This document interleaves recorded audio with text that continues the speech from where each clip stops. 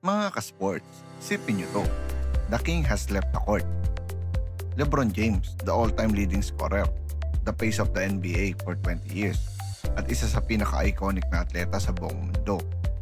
Mukhang nagpapahiwatig na ng kanyang retirement. Pero ang tanong, kaya ba talagang higitan ng kahit sinong player ang naiwan niyang legacy? Pag-usapan natin ngayon yan mula sa kanyang achievements, records, hanggang sa kung bakit ang karir niya ay almost impossible ulitin ng kahit sino. LeBron Raymond James Sr. o mas kilala natin as The King o The Chosen One.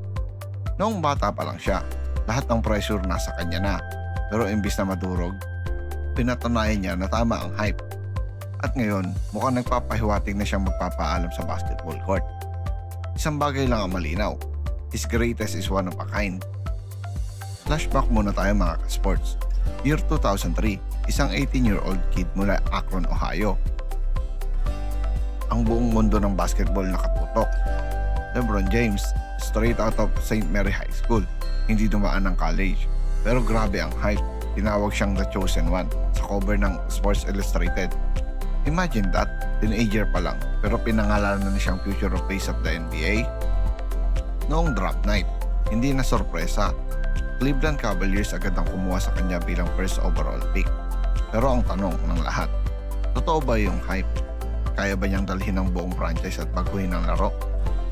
Pagdating ng kanyang debut game, Cavaliers vs Sacramento Kings, boom! 25 points, 9 assists, 6 rebounds, at halos walang kaba. Para bang veterano na agad sa unang araw.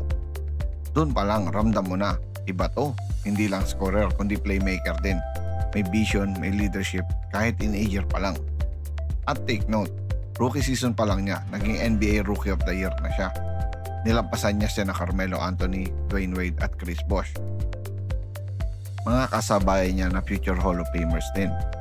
Pero bakit standout si LeBron? Kasi kahit bago pa lang siya, he was already carrying the Cavs on his back. Ginawa niyang competitive ang isang team na halos walang direksyon noon. Kumbaga, mula day one, hindi lang siya naglaro para magpakitang gilas. Naglaro siya para baguhin ang kultura ng isang buong franchise.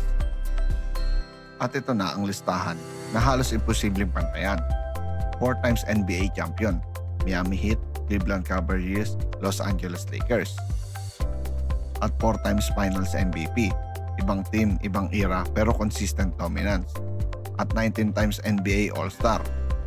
Meaning, halos buong karir niya, kabilang siya sa pinakamagagaling. 2 times Olympic gold medalist, representing Team USA. NBA all-time leading scorer. Oo, nilampasan pa niya si Kareem Abdul-Jabbar.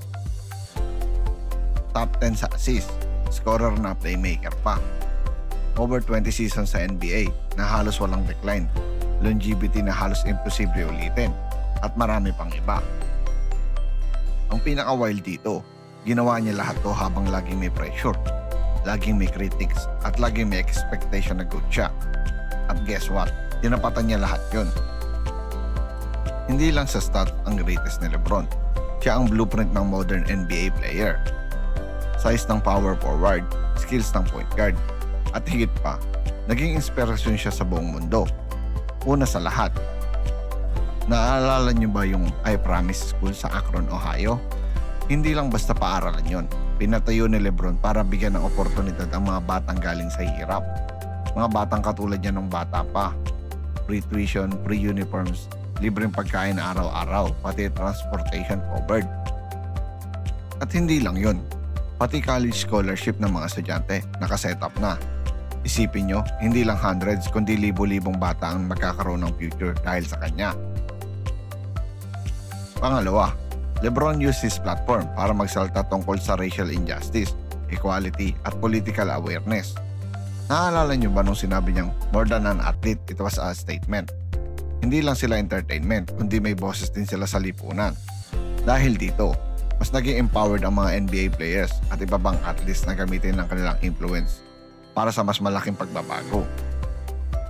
Pangatlo, role model bilang pamilya. Kahit sobrang busy niya, lagi siyang proud father at husband. Makikita mo siya lagi nakasama ang pamilya niya sa games, supporting his son, Bronny at Bryce. At syempre, loving his daughter, Suri. Kumbaga, hindi lang siya king sa court, king din siya sa bahay. And that balance, yun ang isa sa pinakamahirap gawin ng isang superstar sa level niya. At ito ang dahilan kung bakit hirap talagang tapatan ng legacy ni LeBron. Kasi hindi lang siya nag-iwan ng records, nag-iwan siya ng halimbawa kung paano maging champion sa buhay. Ngayon, picture this, last game niya, arena full of fans, lahat nakatayo, umiiyak, sumisigaw ng MVP, MVP. Then LeBron takes the mic and says, I gave this game everything I had. Now, it's time to move on. Sigurado, goosebumps moment yan. At habang naglalakad siya palabas ng court, alam ng lahat na hindi lang isang era ang natapos, kundi isang buong basketball dynasty. Kaya ba siyang tapatan ng next generation? Maybe may susunod na superstar, pero isang bagay ang malinaw. Combining longevity, dominance, consistency, leadership, at off-court impact, sobrang hirap ulitin ng LeBron James career. Kumbaga, hindi lang siya GOAT candidate, siya ang gold standard. So mga ka-sports, kayo ba? Sa tingin niyo ba may darating pa na player na pwedeng higitan ang achievements at legacy ni LeBron James? I-comment nyo ang sagot nyo sa baba and let's start the GOAT debate. Huwag kalimutang i-like ang video kung idol nyo si LeBron.